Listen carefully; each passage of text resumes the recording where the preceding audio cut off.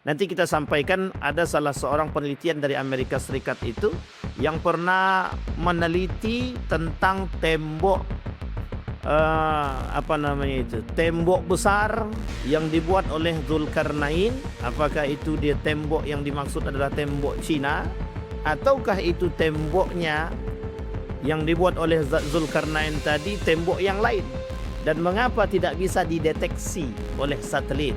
Ketika seorang ilmuwan Amerika menemukan salah satu gunung yang ada di Amerika itu, di dalam gunung itu sekitar 12 km kedalamannya itu bahasanya lebih dalam lagi, galiannya berarti kan begitu. Artinya ditemukan dalam gunung tersebut, apa yang ditemukan? Kelompok yang hidup yang tidak, pembicaraan mereka tidak dimengerti. Tapi kemudian para ulama mengatakan, ulama yang ada di sana mengatakan hasil penemuan tersebut, apakah itu yang disebut dengan Ya'jud wa Ma'jud? Baik Bapak Ibu sekalian yang berbahagia, di Maghrib ini judul kita adalah Ya'jud wa Ma'jud. Ya'jud dan Ma'jud ini adalah salah satu di antara 10 tanda besar datangnya hari kiamat. Berarti kalau kita dah kaji Ya'jud Ma'jud, bentar lagi kiamat Pak Ustaz. Ya enggak mesti juga. Karena Ya'jud dan Ma'jud 10 tanda kiamat besar ini dia ada urutan. Urutan dia dari pertama sampai ke 10. Mulai dari Dajjal, Isa, Ya'jud wa Ma'jud, Dukhan, kemudian binatang dabah, binatang melata, keluarnya api dan lain sebagainya. Sampai nanti zalzalah. Kemudian ada beberapa daerah yang masuk dalam perkataan baginda Nabi Muhammad SAW yang akan dihancurkan dengan zalzalah tadi. Sampai kelak Bapak Ibu sekalian yang berbahagia, dalam pandangan para ulama setelah daripada Ya'jud wa Ma'jud tadi itu tidak ada perperangan lagi. Yang terjadi setelah Ya'jud wa Ma'jud itu adalah perkara-perkara yang lain, kemudian pembinasaan terhadap orang-orang yang kafir dan munafik. Baik itu sifatnya zalzalah dan lain sebagainya. Ya'jud dan Ma'jud ini itu disebutkan dalam Al-Quran dan hadis Nabi. Karena ini adalah tanda kiamat besar. Jadi sebenarnya mengkaji Ya'jud wa Ma'jud ini itu sebenarnya ngeri-ngeri sedap. Kenapa kita katakan ngeri-ngeri sedap? Karena pembahasan Ya'jud wa Ma'jud ini itu mengingatkan kita, andailah kata Ya'jud wa Ma'jud ini benar datangnya dalam waktu yang mungkin agak sedikit lebih dekat, itu membuat kita agak sedikit khawatir. Tapi itu perlu kita melihat atau perlu kita meninjau kepada penelitian-penelitian atau kajian-kajian yang sifatnya baik itu melalui buku-buku dan hadis Nabi yang pernah dikatakan oleh baginda Nabi, atau penelitian-penelitian yang pernah terjadi. Nanti kita sampaikan ada salah seorang penelitian dari Amerika Serikat itu yang pernah meneliti tentang tembok tembok besar yang dibuat oleh Zulkarnain. Apakah itu dia tembok yang dimaksud adalah tembok Cina, ataukah itu temboknya yang dibuat oleh Zulkarnain tadi tembok yang lain, dan mengapa tidak bisa dideteksi oleh satelit? Dan apakah itu menjadi tanda tanya? Maka sebagian ulama mengatakan, para alim, para peneliti ketika itu mengatakan temboknya yang dibuat oleh Zulkarnain itu sampai hari ini menjadi tanda tanya. Bahkan para peneliti sudah mencoba untuk meneliti dan itu belum bisa dipastikan. Nah, ini kemudian menjadi persoalan. Tidak salah ketika para peneliti mencoba meneliti demikian. Pernah ada tulisan tentang masalah DNA. Ini bukan tes DNA ya, tapi DNA. Pernah ditemukan DNA itu oleh salah satu peneliti di Amerika Serikat itu di dalam tanah. Sehingga mereka mengatakan dari DNA tersebut itu menghasilkan, ditemukan makhluk-makhluk yang sangat menyeramkan, sehingga ada yang mengatakan apakah itu Ya'jud wa Ma'jud. Jadi Bapak Ibu sekalian yang berbahagia, kita hanya mempelajari tapi kita tidak menebak secara benar apakah itu yang disebut dengan Ya'jud atau Ma'jud. Baik Bapak Ibu sekalian yang berbahagia, setidaknya kita akan coba sedikit mengulang tentang Ya'jud wa Ma'jud. Yang pertama, apa sih sebenarnya Ya'jud wa Ma'jud itu? Ya'jud dan Ma'jud itu adalah dua suku yang oleh para ilmuwan, oleh Nabi disebutkan dalam riwayatnya, oleh para ulama mentafsirkan Al-Quran tersebut, para ulama mufassirin, para ulama hadis menjelaskan hal tersebut. Mereka mengatakan Ya'jud wa Ma'jud itu dua kubu yang berasal dari siapa Bapak Ibu? Yafis. Yafis itu dari, bukan Pak Yafis itu. Yafis itu dari anak Nabi Nuh alaihissalam. Ditarik sampai ke atas dari ibunda, siapa namanya istri daripada Nabi Adam? Hawa. Sehingga ulama berpendapat, hampir mayoritas jumhur ulama berpendapat bahwa dua kubu Ya'jud wa Ma'jud ini berasal daripada keturunan Yafis bin Nuh, tarik ke atas sampai ke Adam alaihissalam. Maka ditarik garis benang merahnya bahwa berasal daripada keturunan Nabi Adam alaihissalam. Tetapi yang perlu kita pahami, bagaimana prosesi kok bisa menjadi dari keturunan Adam? Ini yang kemudian menjadi persoalan. Ada yang mengatakan dari benih mani yang pernah jatuh ke tanah, tapi kemudian berhasil menciptakan makhluk. Yang makhluk itu kelak disebut dengan Ya'jud wa Ma'jud. Tapi ada juga kemudian referensi-referensi yang lain. Salah satu kerajaan yang paling sadis ketika itu dalam runtuhnya Daulah Abbasiyah itu adalah kerajaan Mongol. Kerajaan Mongol adalah kerajaan yang terkenal dengan kesadisannya. Bahkan kerajaan Mongol ini itu menghilangkan identitas daripada umat Muslim atau identitas agama Islam. Salah satu identitas atau yang menjadi peninggalan umat Islam ketika itu adalah yang disebut dengan perpustakaan, yang ketika itu ada di Baghdad.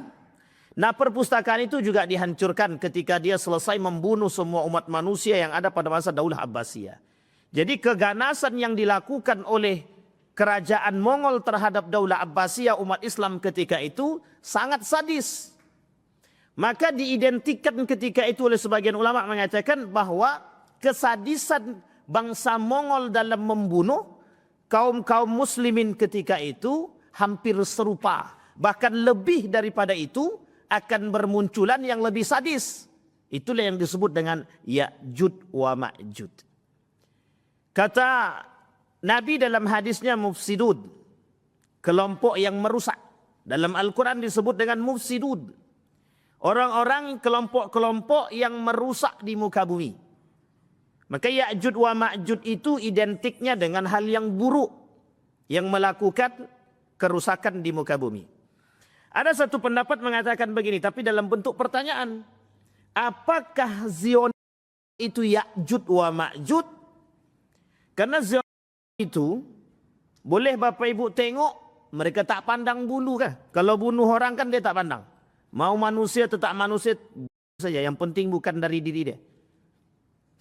Sehingga ketika dia membunuh umat manusia itu mereka tak pandang. Tapi apakah benar Ya'jud wa Ma'jud itu? Ini prediksi yang belum tentu benar dan belum tentu juga salah. Tapi kemudian dibantah oleh para ulama. Betulkah Zionis sekarang ini adalah Ya'jud wa Ma'jud yang disebutkan di dalam hadis Nabi dan Al-Quran sebagai bentuk mufsidin, perusak di muka bumi ini? Karena mereka melakukan kerusakan itu terstruktur. Bahkan ada yang mengatakan apakah Zionisme itu Dajjal, kata dia. Wah, ini dia Dajjal sama Ya'jud wa Ma'jud itu sama-sama merusak. Adik-beradik, cuman beda masa saja. Dajjal itu merusak juga. Ya'jud wa Ma'jud juga merusak. Tapi mana yang paling sadis? Kedua-duanya sadis dengan gaya metode yang berbeda. Ya, kalau Dajjal itu dia punya kelebihan, paling tidak ada 6 kelebihan dia. Ketika dia menunjuk langit, hujan turun. Ketika dia menghidupkan orang yang dia bunuh, kemudian dia bisa hidupkan kembali. Dan ini salah satu fitnah daripada Dajjal. Dan banyak fitnah Dajjal itulah kelak yang mendatangkan orang-orang yang dari kampung dan mengakui kehebatan daripada Dajjal. Sehingga kerusakan yang dilakukan oleh Dajjal itu lebih kepada aspek akidah. Orang yakin pada Dajjal. Tapi Ya'juj wa Ma'juj tidak begitu. Ya'juj wa Ma'juj itu bukan seperti itu. Tapi bagaimana Ya'juj dan Ma'juj tersebut? Ya'juj dan Ma'juj itu mereka membunuh manusia itu layaknya mereka memandang bahwa manusia itu lebih daripada binatang. Jadi membunuh manusia itu tidak berpandang, tidak pakai nurani. Karena sebagian mengatakan itu Ya'juj wa Ma'juj bukan bagian daripada manusia. Tapi sebagian lagi yang lain mengatakan bahwa Ya'juj wa Ma'juj itu adalah bagian daripada manusia. Baik. Sebelum kita bahas Ya'juj wa Ma'juj, kita harus lihat dulu di dalam surat Al-Kahfi ayat 92 sampai 97. Bahkan di dalam surat Al-Kahfi juga ada dalam ayat 83. Itu sampai selanjutnya. Ada perkataan di situ disebutkan oleh Allah, ya Dzul Qarnain. Di situ namanya disebutkan Dzul Qarnain. Siapa Dzul Qarnain ini? Nah, ini yang kemarin yang di sana kita belum bahas, kita bahas sedikit di sini. Dzulkarnain adalah seorang raja yang beriman yang saleh ketika itu. Dzulkarnain ini mengerti ada kelompok yang memang merusak, yang akan melakukan kerusakan di muka bumi dan diberitahu oleh Allah. Siapa mereka? Itu yang disebut dengan Ya'juj wa Ma'juj. Yang kemudian oleh Dzulkarnain itu dibangun tembok yang besar. Dalam riwayat itu temboknya terbuat dari besi. Nah, nanti kita sampaikan dalam pandangan para ulama apakah tembok itu disebut dengan tembok Cina karena dia perbatasan daripada itu. Jadi kerajaan Mongol itu juga masuk pada perbatasan situ. Nah, ini yang kemudian bangsa Mongol, bukan kerajaan Mongol, bangsa Mongol. Dan itu terkenal, kesadisan bangsa Mongol itu terkenal. Apakah mereka bagian daripada itu atau lain sebagainya. Dzulkarnain bukanlah seorang nabi tapi dianggap orang saleh. Orang saleh. Sama seperti dengan Luqmanul Hakim. Wa idh qala Luqmanu li ibnihi ya bunai la tusyrik billah. Dipertanyakan oleh para ulama siapa Luqmanul Hakim di sini?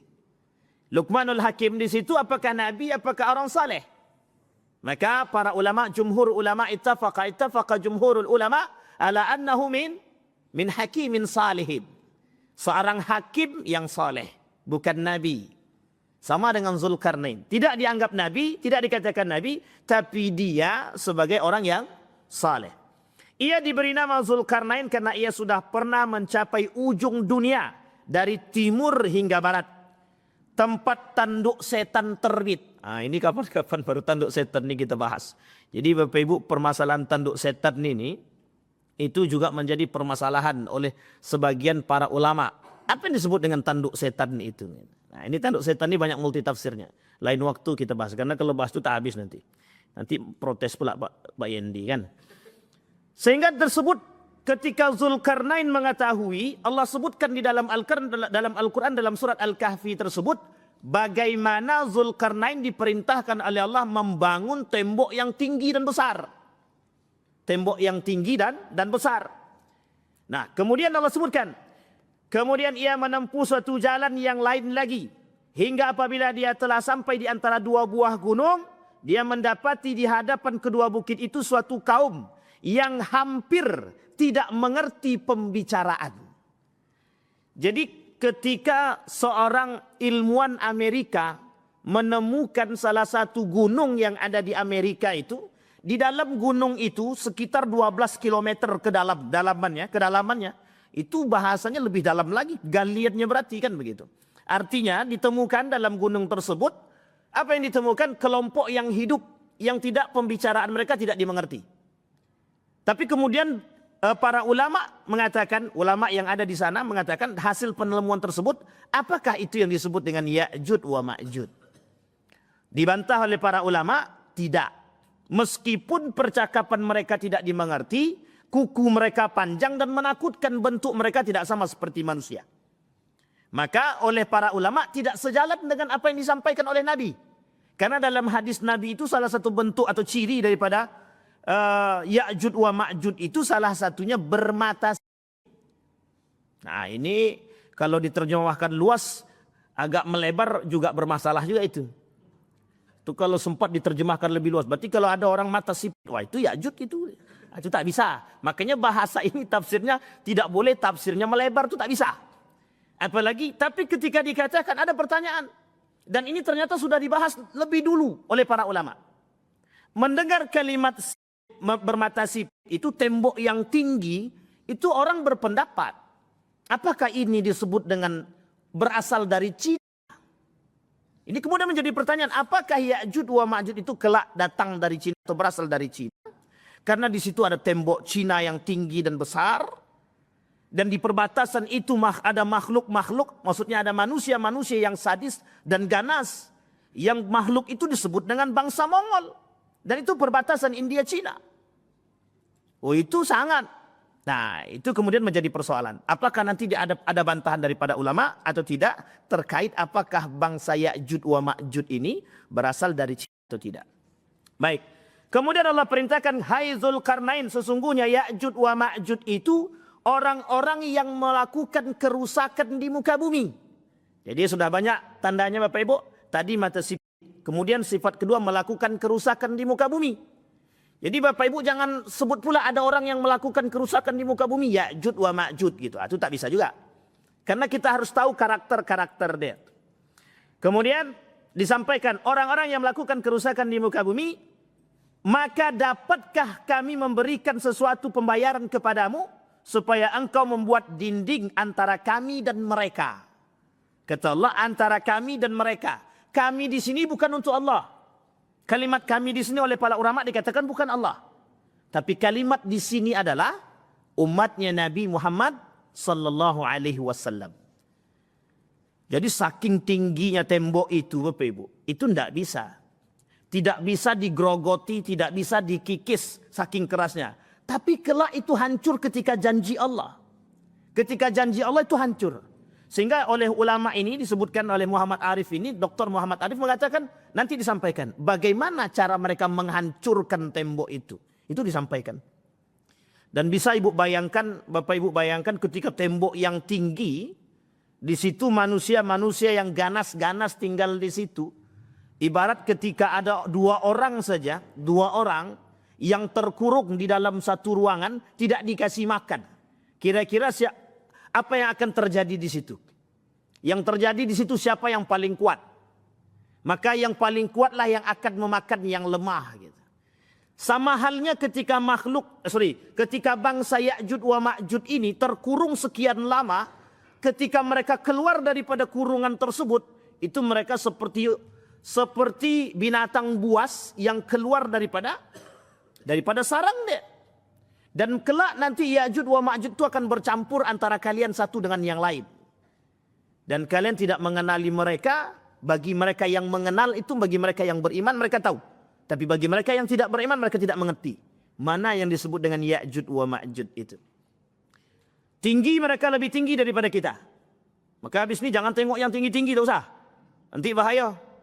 Baik Bapak Ibu sekalian yang berbahagia. Nah, pertanyaannya kemudian siapakah Dzulkarnain tadi sudah kita sampaikan. Dzulkarnain bukanlah Iskandar.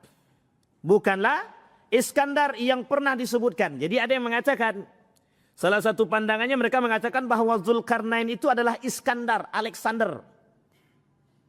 Ternyata oleh para ulama bukan. Bukan Alexander itu, bukan Iskandar itu yang disebut. Tapi adalah yang lain, orang lain. Oleh para ulama Al-Quran mengatakan, Mufassirin mengatakan, Ibnu Katsir mengatakan, bukan yang disebutkan oleh para pandangan-pandangan yang belum tepat. Sesungguhnya Dzulkarnain itu Iskandar, tapi bukan yang disebut dengan Alexander. Baik, dan itu menunjukkan, dan ini tertulis dalam surat Al-Kahfi.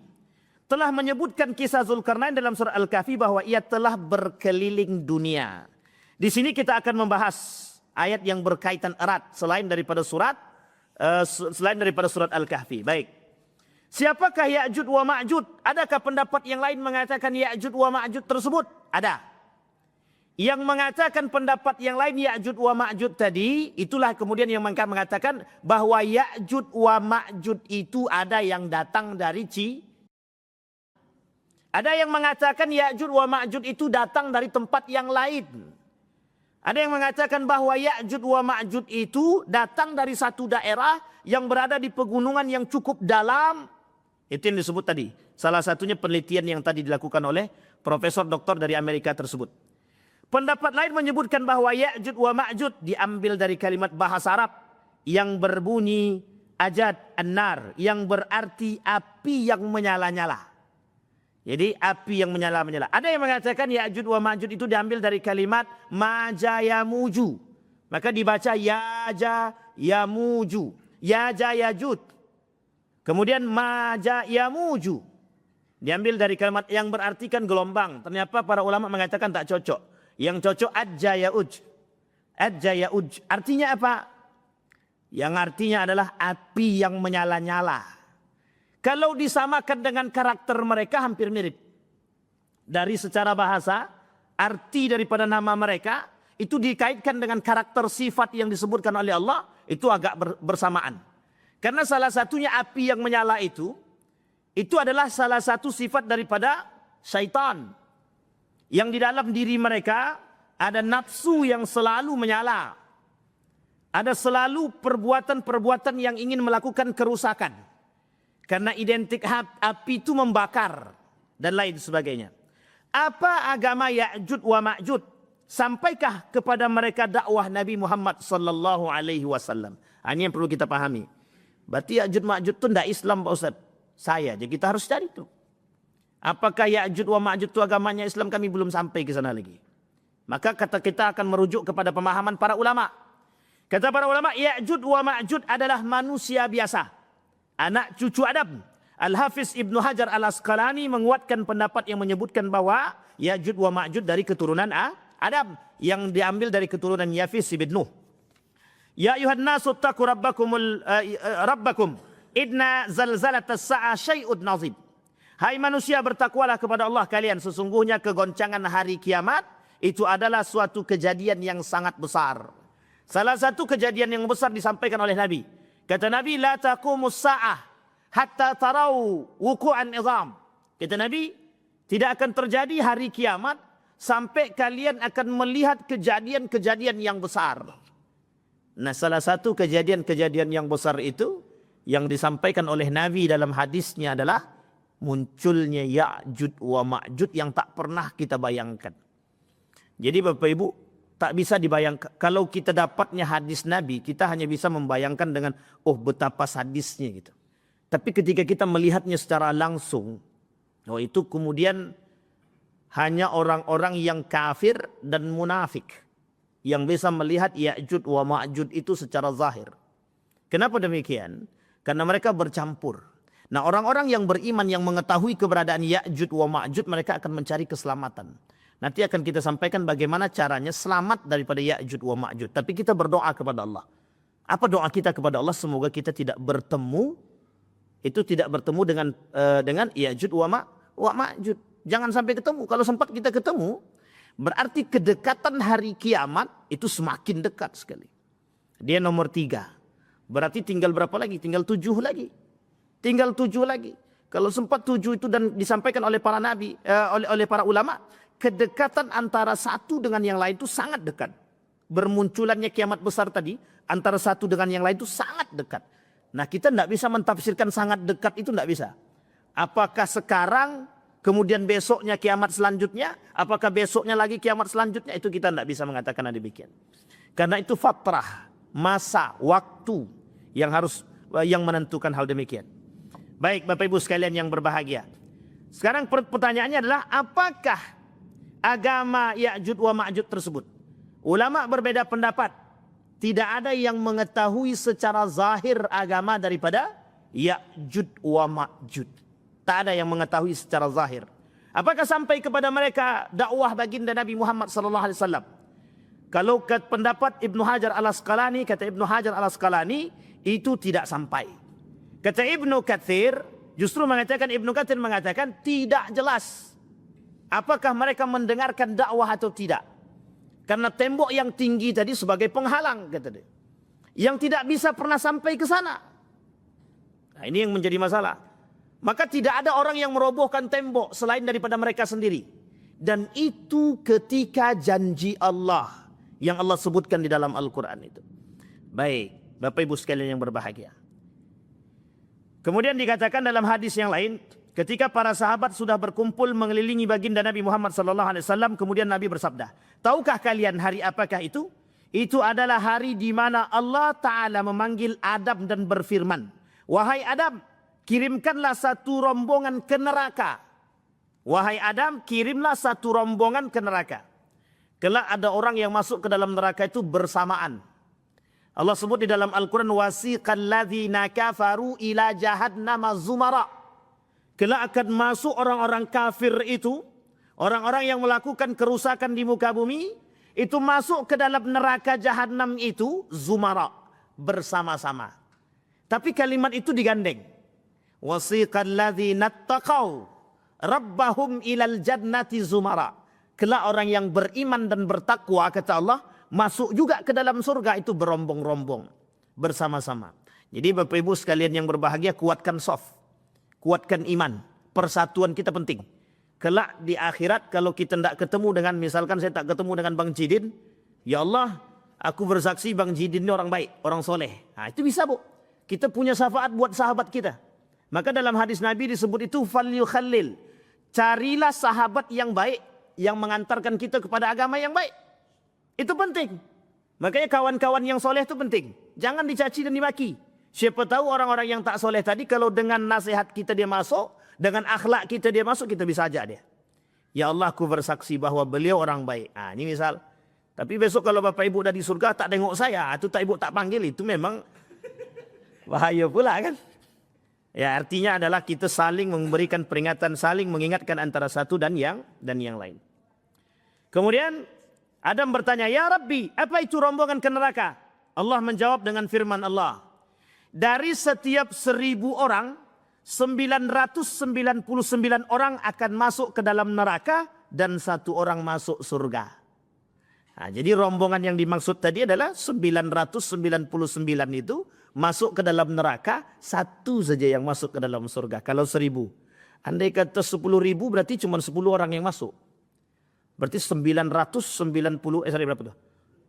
99.000 yang, ya sekitar segitulah pokoknya. Daripada capek kita ngitung kan. Artinya apa? Yang masuk ke dalam neraka. Artinya apa? Kata Nabi, kata para ulama itu mengatakan begini, yang selamat itu sedikit. Dari sekian banyak perbuatan daripada Ya'jud wa Ma'jud tadi, yang dia lakukan kerusakan di muka bumi itu, yang kelak pengikutnya banyak sekali. Pengikutnya banyak. Dan saking banyaknya pengikutnya tadi, maka yang selamat itu hanya 1 ataupun 2 orang. Artinya apa? Itu bahasa kiasan. Sangat sedikit yang selamat. Maka para ulama mengatakan, bagaimana ketika ditanya, bagaimana cara kami selamat daripada Ya'jud wa Ma'jud? Jawabannya adalah, lari ke tembok yang itu. Gitu dia. Dan itu disampaikan. Lari ke tembok yang besar. Tapi pertanyaannya adalah, kan temboknya sudah dihancurkan. Gitu. Artinya apa sebenarnya? Bagi siapa yang punya ketebalan iman, itu yang selamat. Yang tak punya ketebalan iman, ya ketika itu memang tidak selamat. Karena memang yang tidak mau mengikuti mereka, mereka akan bunuh, akan habisi, akan mereka lakukan kerusakan di muka bumi. Baik, jumlah Ya'jud wa Ma'jud sangat banyak.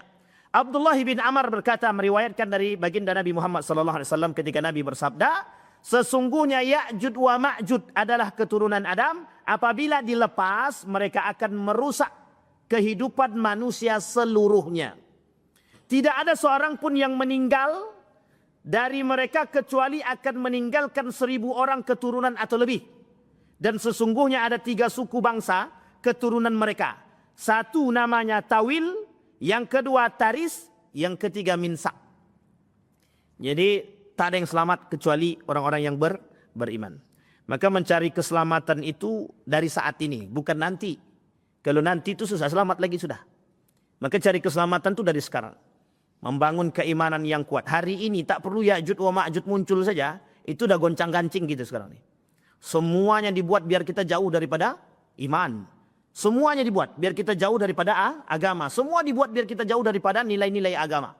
Artinya apa? Belum Ya'jud wa Ma'jud datang, sudah banyak orang-orang yang bersifat demikian untuk melakukan kehancuran tadi. Maka Nabi tak salah ketika Nabi berkata dalam hadisnya itu, akan datang satu masa kepada kaumku, kata Nabi, Dajjaluna kadzabun, orang-orang yang bersifat seperti Dajjal. Nah, jangan pula nanti setelah sifat Dajjal kita sebutkan Dajjal, bermasalah pula kita dengan kalimat Dajjal itu nanti. Tapi Nabi kata akan muncul orang-orang yang bersifat seperti Dajjal. Tapi Nabi tak kata orang bersifat seperti Ya'jud wa Ma'jud. Kenapa? Karena ternyata yang paling mudah, yang paling banyak pengikutnya kelak adalah Ya'jud wa Ma'jud. Dan itu setelah itu turun Nabi Isa alaihissalam. Setelah Isa turun, itu kemudian dibasmi oleh Nabi Isa. Turunlah setelahnya Ya'jud wa Ma'jud. Dan itu dipergulirkan. Dajjal, Nabi Isa diturunkan untuk membasmi itu tadi. Siapa yang dibasmi oleh Nabi Isa? Dajjal. Sekarang belum turun. Kalau sekarang banyak manusia bersifat Dajjal, Nabi Isa belum turun lagi. Kenapa? Karena Dajjal yang sekarang ini tidak lebih berbahaya daripada Dajjal yang sesungguhnya. Karena Dajjal sekarang ini kalau nunjuk langit hujan belum turun lagi. Kalau dulu ada. Siapa dulu? Firaun yang mengaku dirinya lebih kayak seperti Tuhan. Apa kata dia? Dia diperintahkan kepada ajudan dia itu, bangunkan aku bangunan yang tinggi sampai ke langit. Biar aku pengen tahu Rabbi Musa itu yang mana. Tuhannya Musa, ilah Musa itu yang mana. Kata dia. Nah, coba saking sombongnya Firaun waktu itu. Sampai dia katakan dia datangkan 2 orang, aku bisa menghidupkan dan mematikan. Yang satunya dibunuh, itu mematikan. Yang satunya dibiarkan hidup, itu menghidupkan. Tapi sebenarnya bukan begitu. Nah, Dajjal kelak bukan begitu. Dajjal itu bukan seperti itu. Yang dibunuh dia, itu yang dihidupkan kembali. Jadi sangat berbahaya. Itu baru fitnah Dajjal. Maka setelah fitnah Dajjal itu muncul, dan itu merusak akidah umat manusia. Akidah. Yang dirusak itu akidah. Kepercayaan orang terhadap Dajjal itu tinggi. Bahkan orang yang tidak memiliki iman yang tebal, yang kuat, itu bisa percaya. Maka bahasa para ulama itu ketika Dajjal menginjakkan kaki saja di salah satu kota besar, Dajjal menginjakkan kaki dia di kota besar, itu ulama orang-orang yang ada di desa itu datang untuk bertemu dengan Dajjal. Untuk melihat kehebatan Dajjal itu. Sehingga banyak yang beriman kepada Dajjal bukan kepada Allah. Maka kemudian turun Nabi Musa untuk memberantas akidah-akidah yang rusak itu tadi. Yang rusak bukan apa? Bukan manusia yang bersifat fisik, membunuh bukan. Tapi mereka merusak dari segi akidah, keyakinan. Kita ambil contoh. Dulu ada orang yang bisa mengeluarkan duit dari baju. Itu saja sudah banyak yang percaya. Makanya saya bilang itu bukan Dajjal, mungkin adik-beradik daripada Dajjal mungkin. Tapi bisa mereka mengeluarkan, dan itu yang percaya banyak, termasuk ada orang-orang yang bergelar profesor bisa percaya. Artinya apa? Dajjal jauh lebih hebat daripada itu. Sehingga kepercayaan orang itu bisa banyak yang percaya, beriman. Sehingga roboh akidah mereka, rusak iman mereka. Nah, Ya'jud wa Ma'jud dia bukan pada aspek tersebut. Tapi bagaimana orang yang tidak mau mengikut, maka akan dibunuh, akan dihabisi. Sehingga kezaliman itu, kezaliman yang kerusakan yang dilakukan, itu menyebabkan banyak pengikutnya. Kenapa? Takut. Sehingga yang selamat adalah yang beriman tadi, yang tahu. Kenapa? Karena mereka kelak Ya'jud wa Ma'jud itu bercampur. Dia manusia biasa, hanya saja perbedaannya disampaikan ciri-ciri dia. Mukanya lebar. Kemudian orangnya tinggi. Tutur bahasanya tidak terlalu mudah untuk dipahami. Ini salah satu sifat daripada Ya'jud wa Ma'jud. Tapi jangan pula cari mana orang muka lebar nih ya. Anda, itu lain cerita kalau itu. Baik Bapak Ibu sekalian yang berbahagia. Ciri-ciri dan fisik Ya'jud wa Ma'jud sudah kita sampaikan. Tapi kita coba sampaikan dari hadis baginda Nabi Muhammad SAW. Sesungguhnya kalian akan terus berperang hingga Ya'jud wa Ma'jud datang. Nah, ini oleh para ulama dikatakan begini Bapak Ibu. Tidak ada nanti perang setelah Ya'jud wa Ma'jud. Jadi perang terakhir itu nanti bersama Ya'jud wa Ma'jud. Itu sudah setelah itu tidak ada perang lagi. Yang terjadi setelah itu fitnah-fitnah yang lain saja. Yang sambil menunggu kedatangan zalzalah kiamat yang sesungguhnya. Itulah gempa bumi, gunung meletus, semuanya. Nanti batu berterbangan. Semua rumah-rumah yang cantik dan megah yang tinggi-tinggi itu tinggal angan. Orang tak akan berpikir lagi Pak. Ketika melihat batu berterbangan itu seperti kapas. Kata Allah dalam Al-Quran itu. Kalian akan melihat batu-batu berterbangan itu seperti kapas. Padahal itu Bukan kapas tapi itu batu. Maka setelah Ya'juj wa Ma'juj itu tidak ada kerusakan yang bersifat fisik. Atau bahasa lainnya perang. Hanya saja nanti itu tinggal menunggu goncangan-goncangan.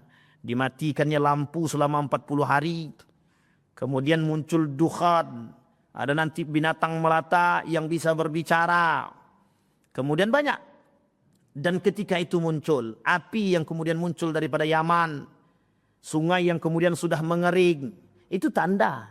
Tanda kedekatan hari kiamat. Bahkan ketika itu terjadi kata Nabi. Ketika kalian melihat tanda itu berarti tandanya kiamat sudah dekat. Maka bersiaplah. Sebenarnya tidak perlu menunggu kiamat besar itu datang. Kalau kita berakal, beriman harusnya. Dengan tanda-tanda kiamat yang kecil itu seperti fitnah, huru hara atau prahara akhir zaman atau fitnah akhir zaman. Yang saat ini sudah bermunculan di hadapan kita. Itu sebenarnya harus bisa menjadi pelajaran bagi kita. Agar kita bisa betul-betul beriman. Karena kelak kata Allah yang ingin dilihat oleh Allah itu mana yang benar-benar beriman dan mana yang pura-pura beriman. Karena kelak isi manusia di akhir zaman itu orang kafir dan munafik. Yang munafik ini siapa? Yang pura-pura beriman. Yang pura-pura beriman. Baik Bapak Ibu sekalian yang berbahagia. Warna rambut mereka hitam kemerah-merahan.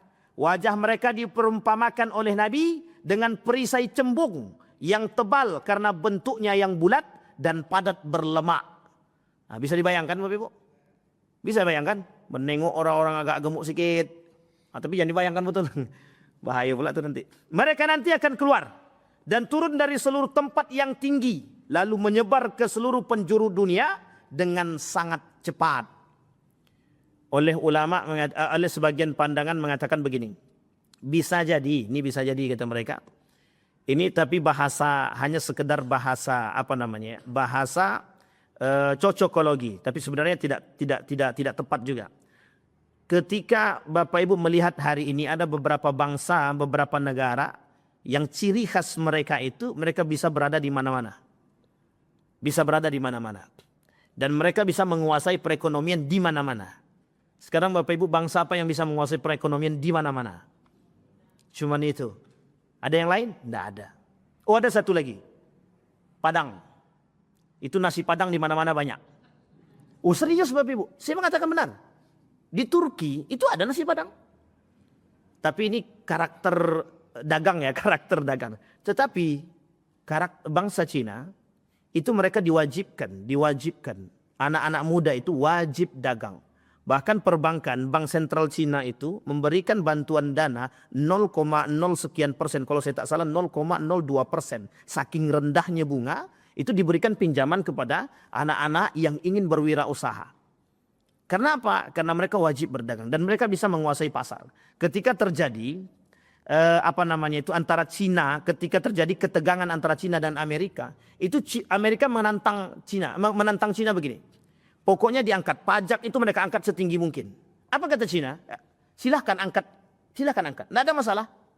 Sehingga bangsa Cina ketika itu tidak memasukkan yang besar-besar seperti mobil dan lain sebagainya, tidak. Tapi yang kecil-kecil. Bapak Ibu boleh tengok hari ini, itu produk-produk yang kecil-kecil itu rata-rata dari Cina. Boleh tengok. Tidak usah jauh-jauh. Kalau ke Indonesia Bapak Ibu kan sudah paham. Tusuk gigi aja yang sangat kecil itu datang dari Cina itu. Bambunya dari Kalimantan.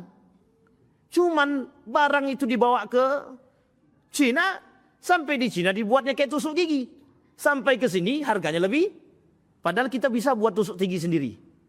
Dan itu banyak di Mekah. Bapak Ibu datang ke Mekah, masuk ke semua toko, carilah made in Makkah. Nggak ada tuh Pak.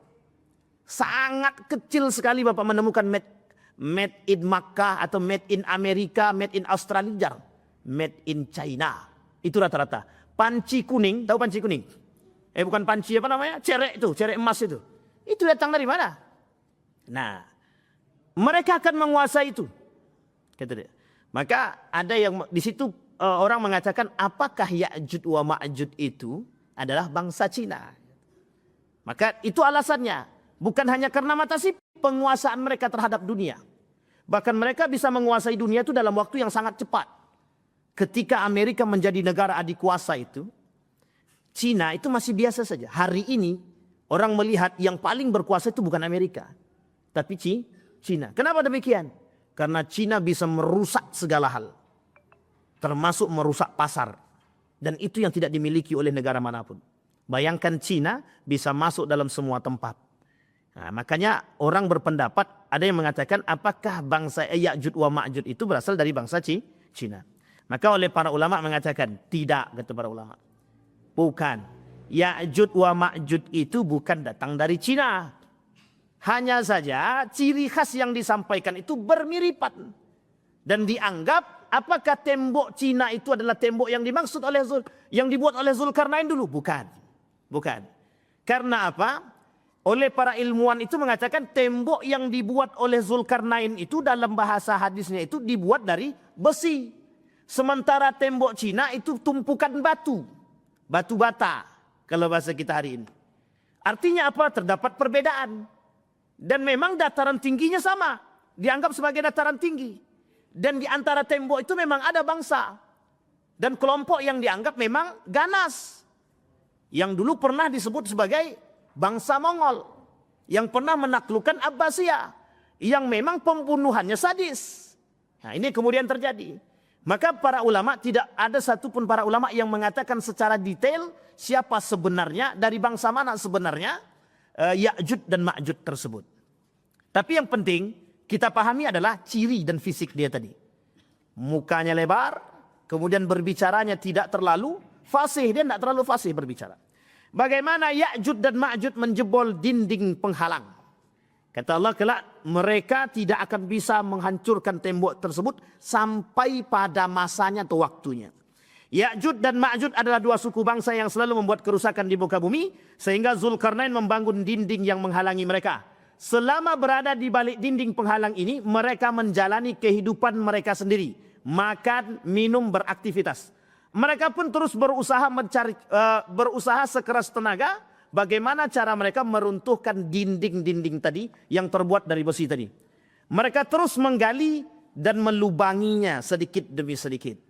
Abu Hurairah mengatakan dalam riwayatnya mengenai hal demikian, mereka menggali terus setiap hari. Sampai apabila mereka hampir berhasil membuat lubang di dinding penghalang itu, pimpinan mereka berkata, pulanglah dulu.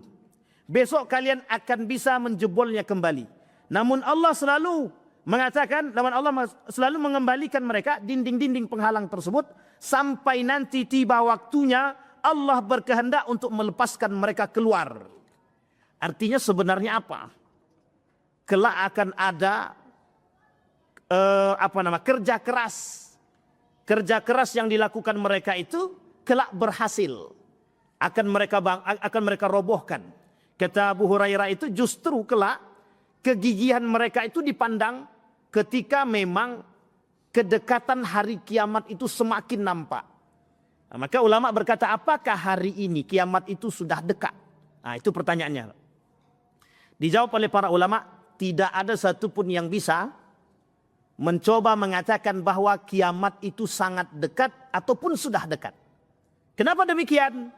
Karena masih banyak tanda-tanda kiamat besar yang belum nampak. Tetapi ketika berkata demikian melihat fitnah tersebut, ada ulama lain yang mengatakan, paling tidak kita hari ini sudah berdekatan atau diambang pintu kiamat. Sampai di sini paham bahasanya Bapak Ibu ya. Ada yang mengatakan kita belum sampai pada kiamat, masih lama, masih butuh waktu yang panjang. Makanya diambil jalan tengah oleh Syekh Ramadan Al-Buti itu terhadap hari kiamat tersebut. Sebaiknya umat muslim terhadap hari kiamat itu berpedoman pada apa yang sudah dikatakan oleh baginda Nabi Muhammad SAW. Yakin bahwa kiamat itu datang, tapi tak mengatakan bahwa kiamat itu sudah datang. Yakin bahwa kiamat itu dah datang. Inna sa'atiyatun la raiba fih. Mesti datang. Tapi kedatangannya tidak pernah ada yang tahu kapan waktunya dengan tepat. Hanya saja ketika Nabi ditanya oleh malaikat itu, tanda-tanda kiamat Nabi sampaikan. Seperti apa yang kita pelajari di malam hari ini Bapak Ibu. Baik, dalil tentang Ya'juj wa Ma'juj sudah kita sampaikan. Sekarang pertanyaannya, bagaimana umat mukmin ketika itu selamat daripada Ya'juj wa Ma'juj?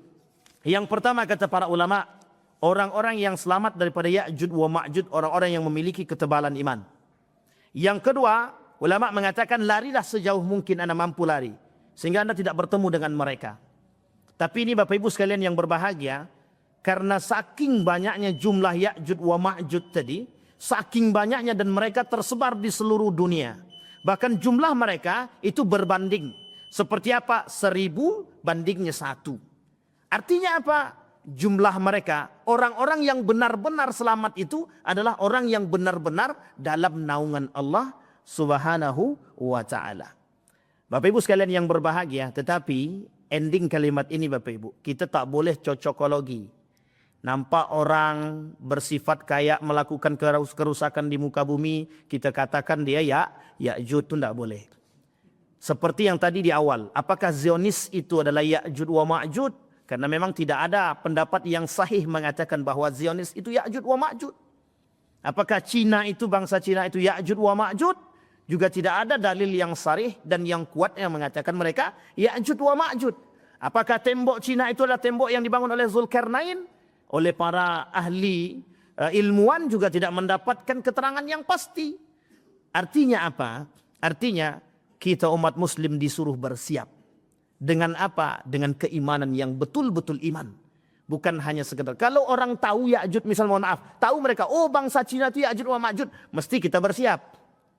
Tapi kalau kita tak tahu, kita hanya diberikan pandangan oleh Allah, disitulah tujuan kecerdasan tadi, agar kita bisa mengokohkan iman. Ada atau tidak adanya Ya'juj wa Ma'juj itu tadi. Tapi keyakinan kita sebagai orang yang beriman, wajib kita meyakini bahwa Ya'juj wa Ma'juj itu ada. Terakhir, bagaimana binasanya Ya'juj wa Ma'juj? Ya'juj dan Ma'juj mulai dari laki-laki, perempuan hingga anak-anak akan menebar kerusakan. Pembunuhan, penodaan kehormatan, kerusuhan. Dan perbuatan asusila. Sama tuh seperti manusia hari ini. Sampai-sampai mereka pun menembakkan anak panah mereka ke langit untuk menakutkan atau menaklukkan penghuni langit. Saking sombongnya sama kayak Fir'aun.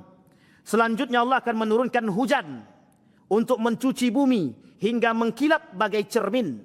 Lalu Allah berfirman kepada bumi, tumbuhkanlah buah-buahanmu dan kembalilah semua keberkahanmu. Artinya apa? Campur tangan Allah atas runtuhnya Ya'juj wa Ma'juj kelak tak bisa kita hindari. Maka di situ yang harus kita imani, kehancuran Ya'juj wa Ma'juj itu pasti. Tetapi kapan? Karena sekarang Ya'juj itu belum muncul. Maka tunggu sajalah. Kita berdoa kepada Allah, moga-moga kita tidak bertemu dengan Ya'juj wa Ma'juj. Insyaallah yang tua-tua ni tak ketemu ni Ya'juj wa Ma'juj.